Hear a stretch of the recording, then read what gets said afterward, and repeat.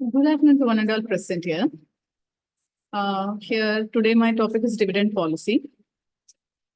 We all know that each and every company earns a profit. Out of that profit, the company distribute the dividend from the profit. The company distribute the dividend out of the profit to all the shareholders at the end of the each and every year.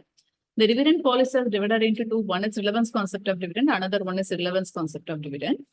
In relevance concept of dividend, it is again divided into two. One is Walter's approach. Another one is Gordon's model.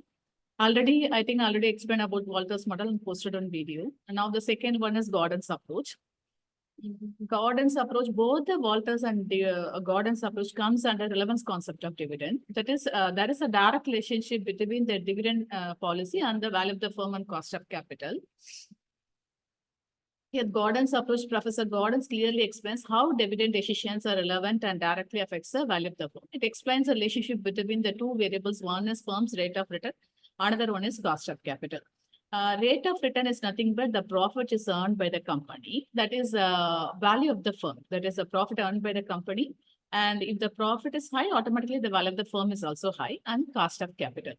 We all know that capital means we are raising the capital through equity, preference, and debenture. Why we call this one as cost means it is one of the expenses for the company. The company has to pay the dividend and interest to the shareholders and debenture holders respectively. That's why it is called a cost of capital. For raising the capital, the company has to pay certain expenses, have to pay certain thing to the shareholders. We call this one as a expenses. So we call this one as a cost of capital.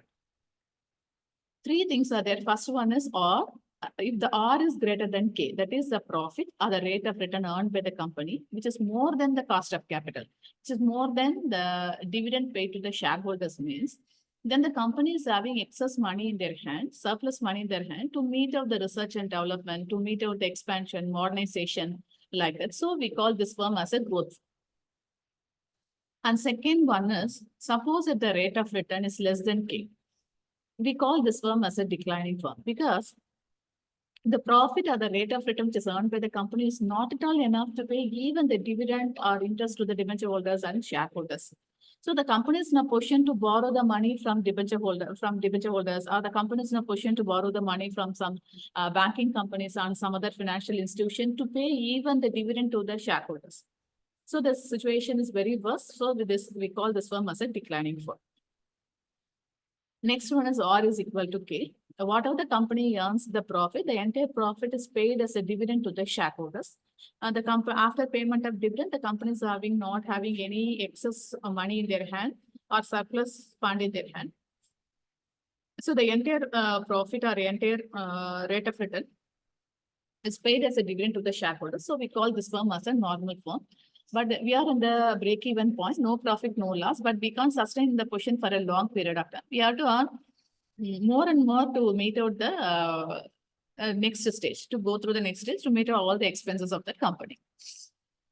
Here one problem about the how to calculate the market price of the share at different stages.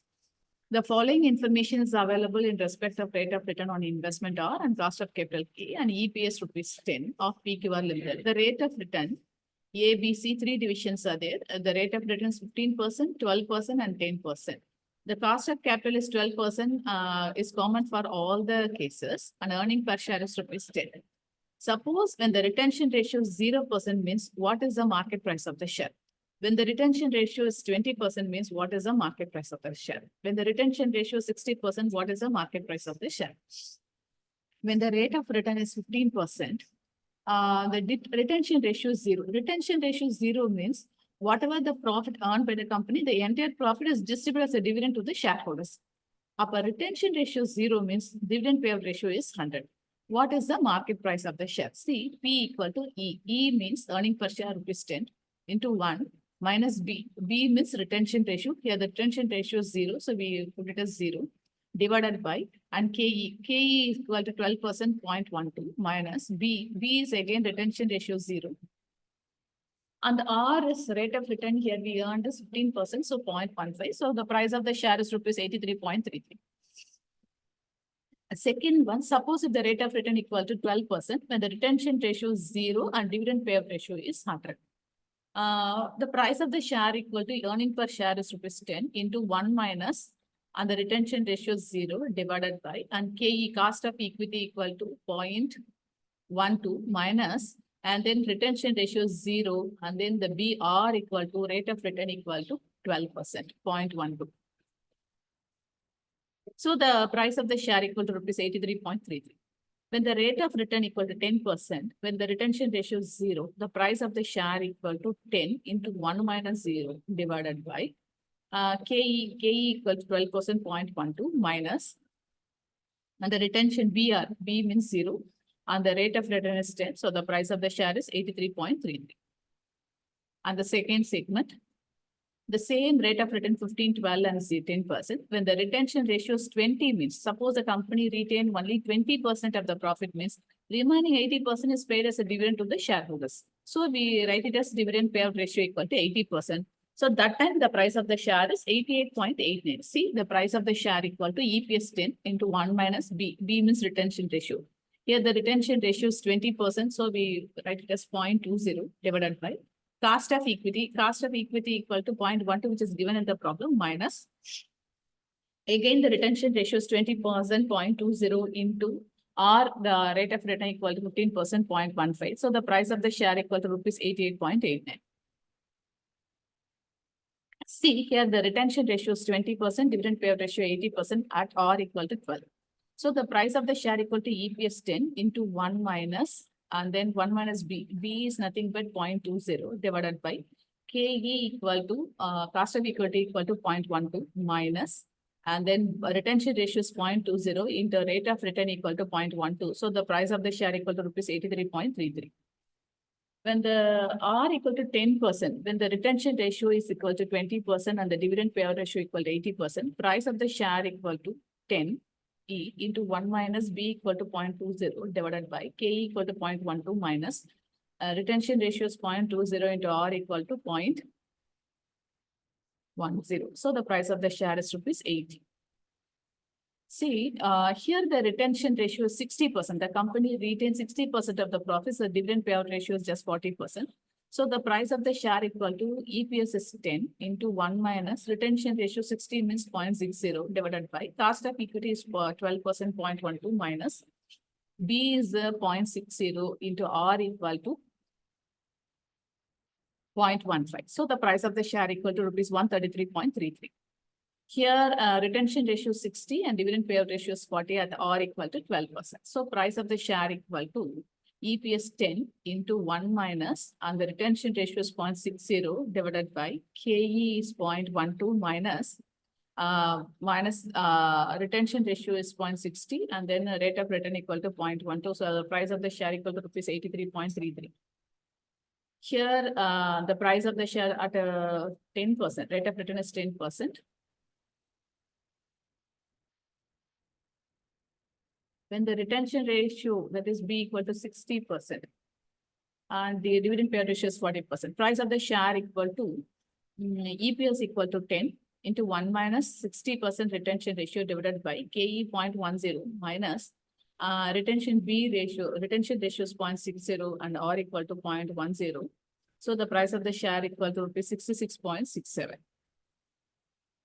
See, when the price of the share, when the rate of return is 15%, the price of the share is 83.33. And here the price of the share is 88.89 and the price of the share is rupees 133.33. So it is a growth firm. Rate of return is 15% and the cost of capital is 12%. So the rate of return is greater than the cost of capital. So the price of the share get gradually increased from 83.33 to 88.89 to 133 rupees. And this in second category, in the rate of return is 12% and the dividend payout ratio is equal to 12%. So whatever the company earned the profit, the entire profit is paid as, sorry.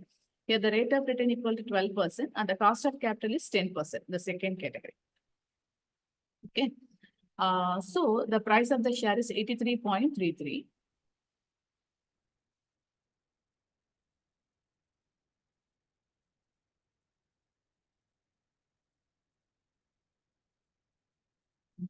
This one is C, I think so. And this one is B. Okay. Now the B is 10%. So the price of the share is earning per share into 1 minus retention ratio 0. KE 0.12 minus retention ratio 0 into and the rate of return is 12%.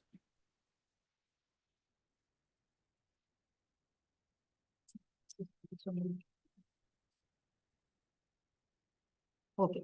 Here the whatever the rate of return earned by the company is 12%, and the cost of capital paid is also same 12%. So R equal to K. Here R equal to K.